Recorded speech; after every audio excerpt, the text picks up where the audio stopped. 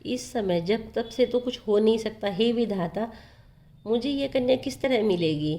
इस समय तो एक बड़ी भारी शोभा और विशाल सुंदर रूप चाहिए, जिसे देखकर राजकुमारी मुझ पर रीझ जाए और जयमाला मेरे गले में डाल दे।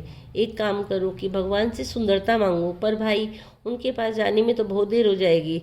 किंतु श्री हरि के समान मेरा कोई हेतु भी तो नहीं है, इसलिए इस समय वे ही मेरे सहायक होंगे। उस समय नारद जी ने भगवान की बहुत प्रकार से विनती की। तब लीला में कृपालु प्रभु वहीं प्रकट हो गए। स्वामी को देखकर नारद जी के नेत्र शीतल हो गए और वे मन में बड़े ही हर्षित हुए कि अब तो काम बन ही जाएगा। नारद जी ने बहुत ही आर्त और दीन होकर सब कथा कह सुनाई और प्रार्थना करी कि कृपा कीजिए और कृपा करके मेरे सहायक बनिए। हे प्रभु, आप अपना रूप मुझको दीजिए।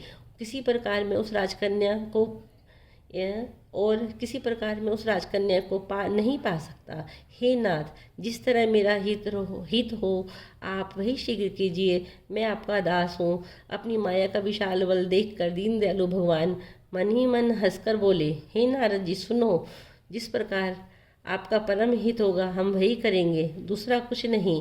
हमारा वचन असत्य नहीं होता है। हे योगी मुनि सुनिए, रोग से व्याकुल रोगी कुपथ्य मांगे तो वैद्य उसे नहीं देता। इस प्रकार मैंने भी तुम्हारा हित करने की ठान ली है। ऐसा कहकर भगवान अंतर ध्यान हो गए। माया के वशीभूत हुए मुनि ऐसे मूढ़ हो गए कि भगवान की अगूढ़ वाणी को भी समझ न सके और ऋषिराज नारद जी तुरंत वहाँ से गए जहाँ स्वयंवर की भूमि बनाई गई थी।